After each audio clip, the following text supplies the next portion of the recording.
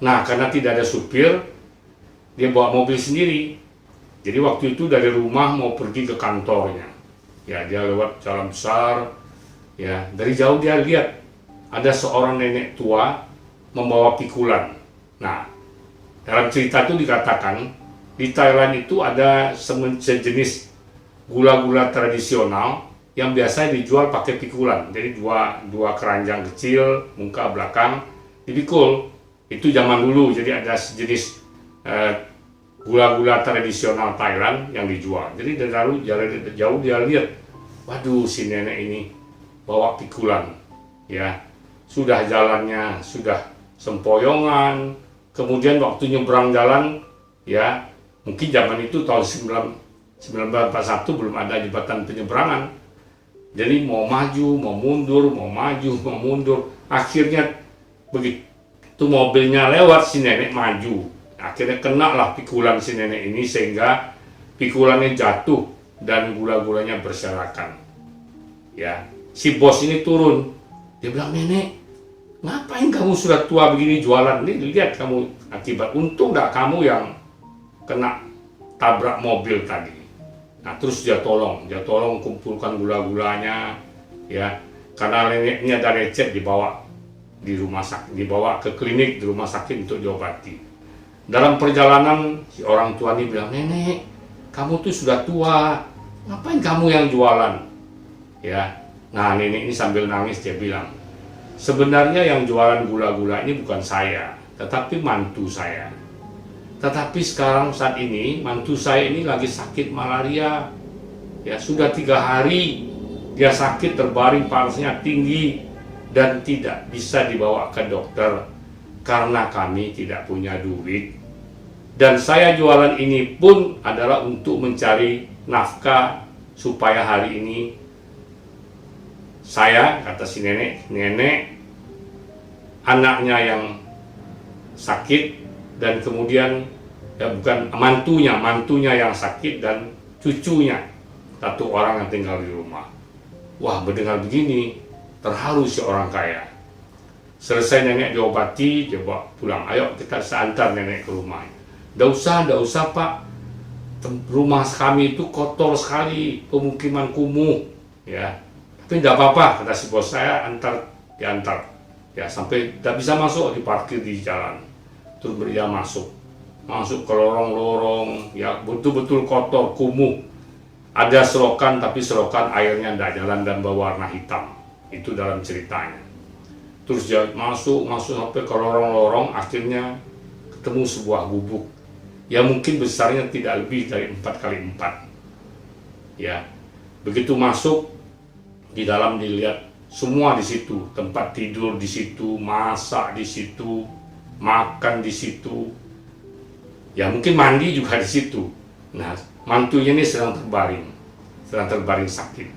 Ya, si orang tua lihat, waduh sakit, sudah berapa hari? Sudah 3-4 hari sakit, ya. Tidak ke dokter, mau ke dokter tapi uang yang tidak ada, katanya. Ayo kita ke dokter, kata si orang tua. "Saya bawa kamu ke dokter, tidak usah takut, nanti saya bayar. Saya yang ongkosin kamu berobat ke dokter."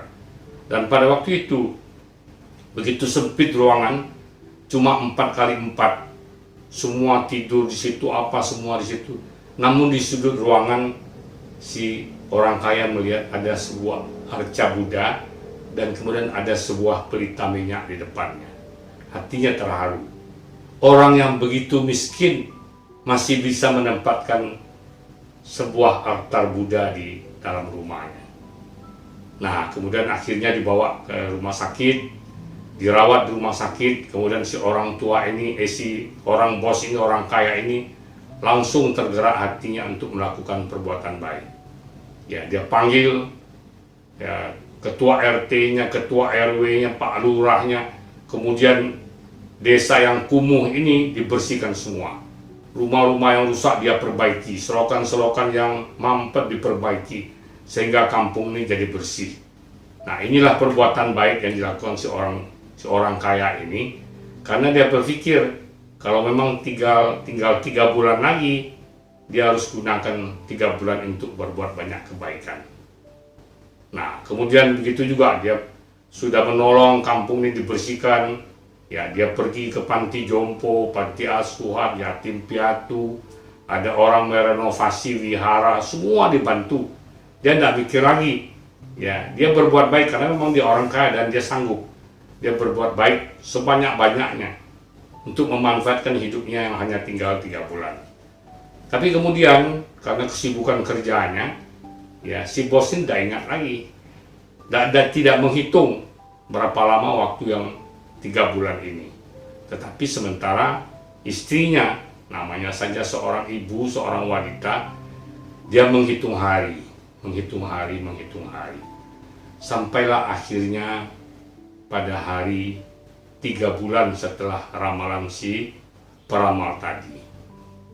Istrinya bangun, hatinya gundah gulana, ya sudah coba dia baca parita, berdoa di depan altar, tapi tetap tidak tenang.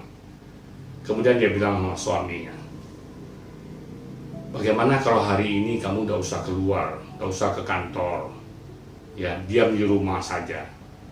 Tapi suaminya bilang gini, nggak bisa, saya kan banyak kerjaan di kantor, lagi pula hari ini saya ada urusan penting ke Departemen Perdagangan di pusat kota Bangkok, kata suaminya.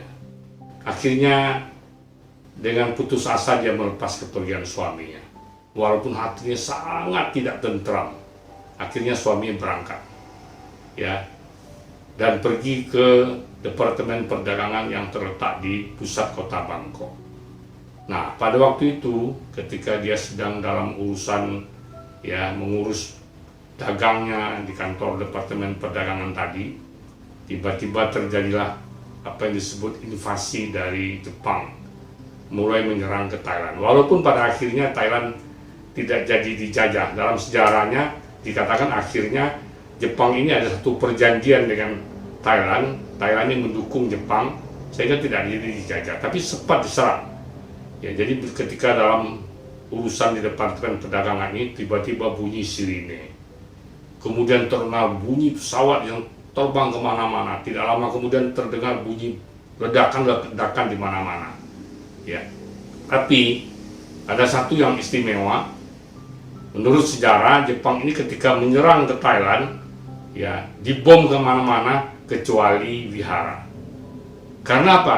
Jepang juga menghormati Buddha. Jadi wihara dia tidak bom. Ya, sehingga suasana kacau bahwa semua orang berlarian. Si bos ini juga keluar lihat orang lari semua. Lari kemana? Lari ke wihara. Karena mereka tahu Jepang tidak akan membom wihara, karena mereka juga menghormati Buddha. Orang Jepang juga menghormati Buddha. Semua lari ke sana. Nah, pada waktu itu si bos ini juga mau lari ke wihara. Tetapi di dalam perjalanan dia lari menuju wihara ini, di depannya dia lihat seorang wanita sedang menggendong anak. Satu anak digendong, satu lagi dipegang.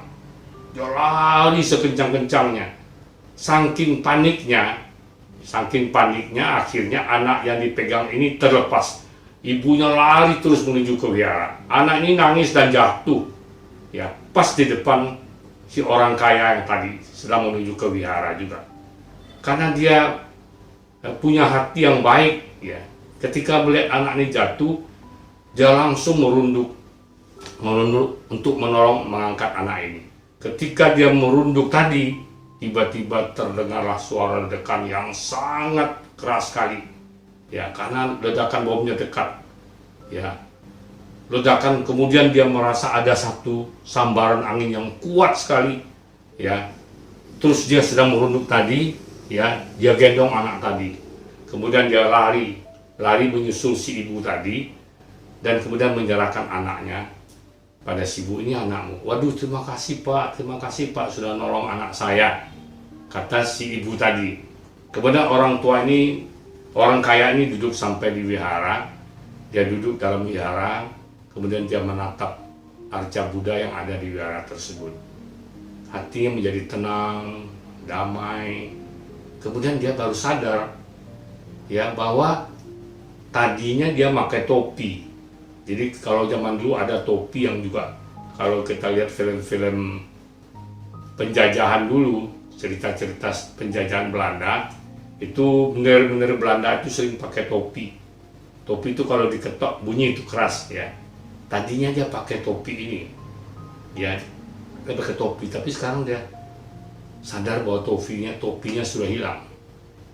Nah, terbayanglah dia sambil menatap arca Buddha, dia terbayang. Tadi ada sambaran angin yang begitu kuat akibat ledakan bom tadi, sehingga topinya terbang terpental entah kemana.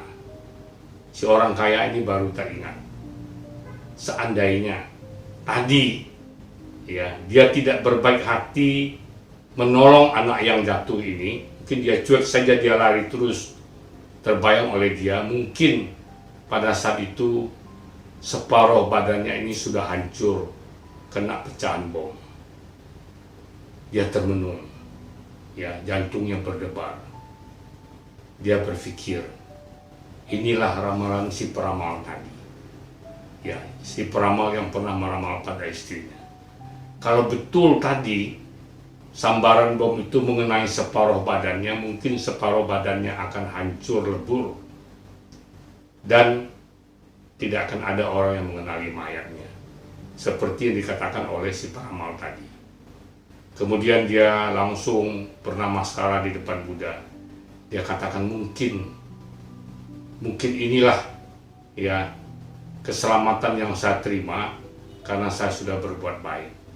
Karma buruk yang tadinya akan fatal menimpa saya, tetapi karena banyak berbuat kebaikan, akhirnya karma yang buruk ini bisa dinetralisir, ya, sehingga dia tidak terjadi seperti yang diramalkan oleh si peramal.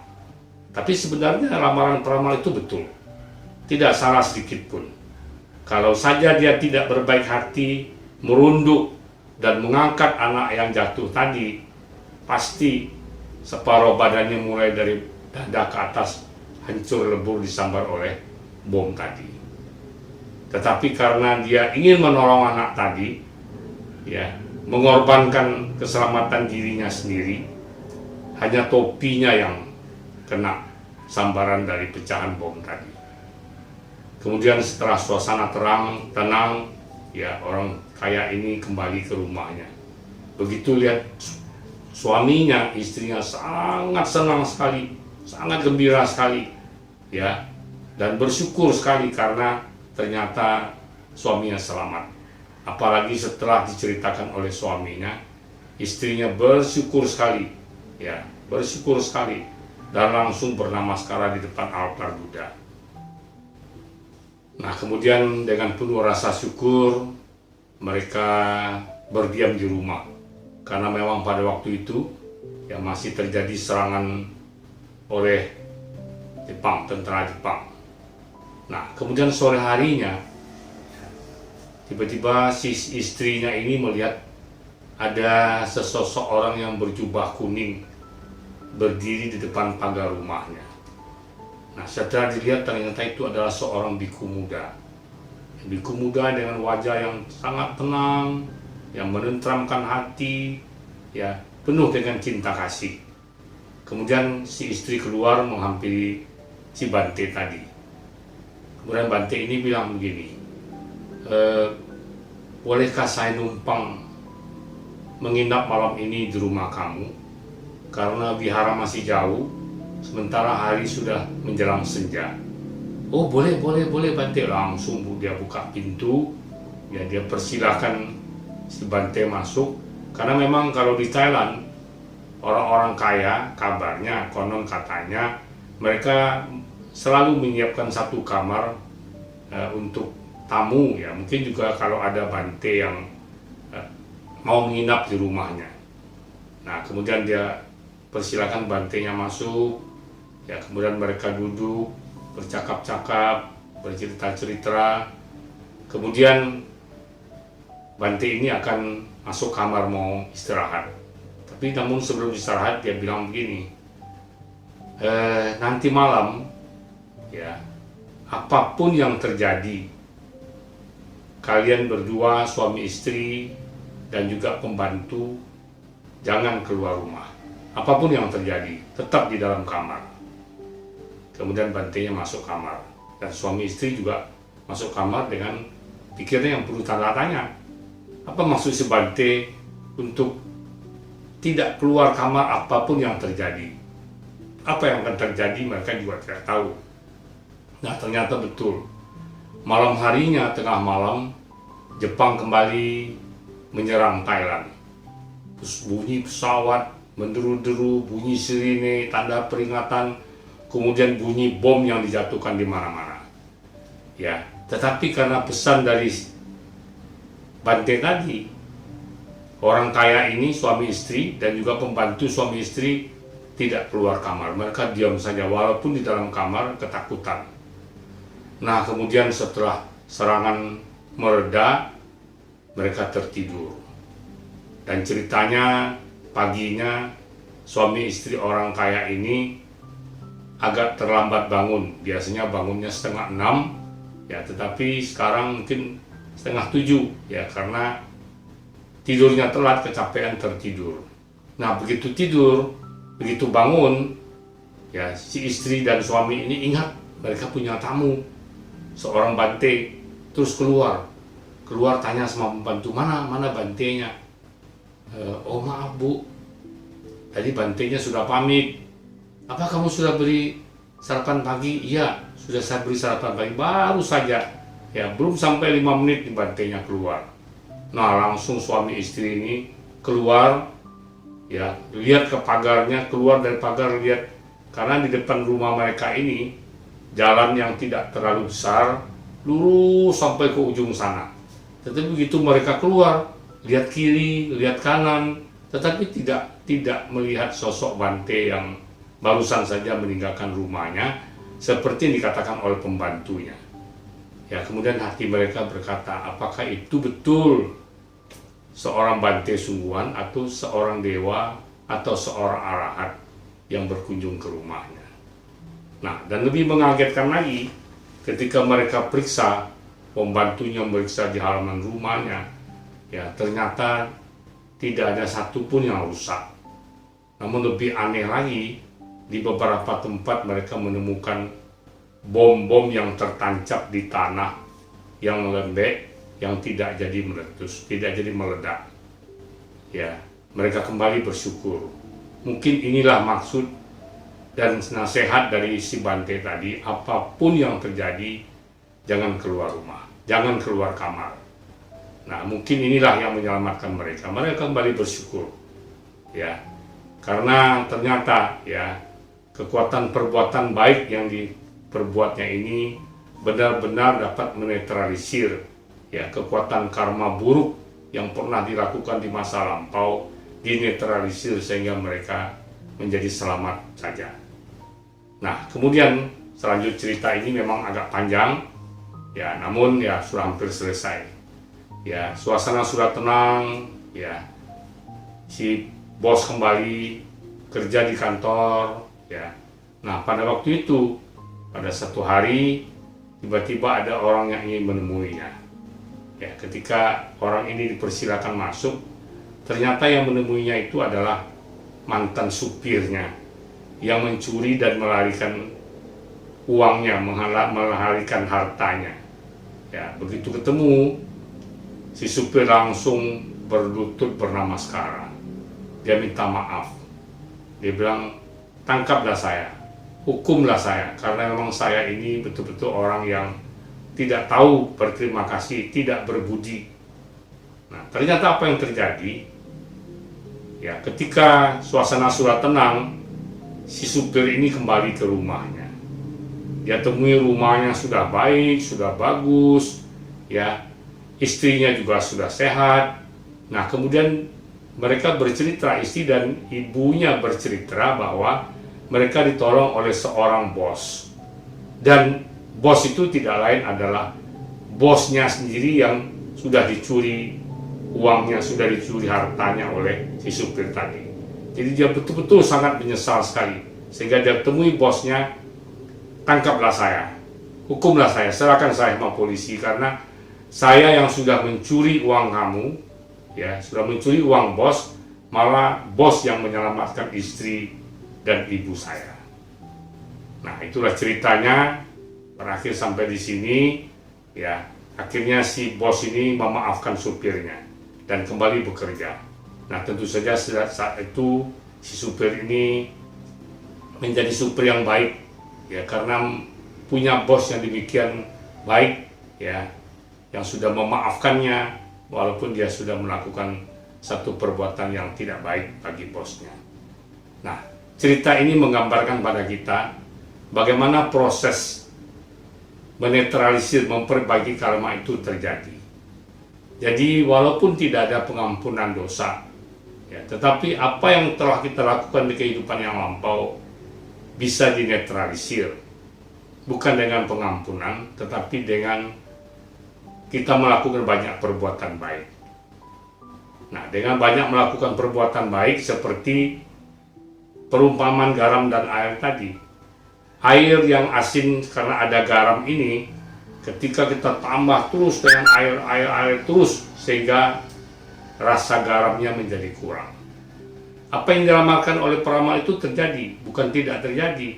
Ya, terjadi tetapi tidak berakibat fatal karena ada, ya, karma baik yang mengimbangi, sehingga kekuatan karma buruk yang lampau itu dapat diperbaiki dan dapat dinetralisir oleh perbuatan baik yang dilakukan pada saat ini. Jadi itulah bukti Buddha penuh cinta kasih sayang. Buddha mengajarkan pada kita, ketika ada perbuatan buruk yang pernah kita lakukan dalam kehidupan yang lampau, baik dalam kehidupan sebelumnya ataupun dalam kehidupan ini di masa lalu, di mana ketika kita belum mengenal Dharma. Tetapi kita setelah mengenal Dharma, kita perbaiki, ya, kita hidup sesuai dengan Dharma. Nah, di dalam kepercayaan agama Buddha Mahayana, ada satu upacara yang setiap tahun selalu dianjurkan diadakan. Ya, orang kita menyebutnya sebagai Chanhui. Chanhui itu pertobatan. Ya, ini adalah cara yang diajarkan oleh Buddha. Ya, pertobatan. Ya, dibilang purifikasi, bagaimana kita memurnikan perbuatan kita. Nah, apa itu pertobatan? Apa itu Chanhui? Chanhui itu adalah disebut pertobatan, ada 4 syaratnya. Yang pertama adalah kita menyadari bahwa kita salah. Ya, kalau orang tidak sadar dia salah, dianggap dia betul, pasti dia tidak mau berubah. Nah, yang kedua, mengakui kita ini bersalah. Kita sudah banyak melakukan kesalahan karena kita tidak mengerti Dharma, sehingga kita tidak bisa hidup sesuai dengan Dharma. Yang ketiga, bertobat.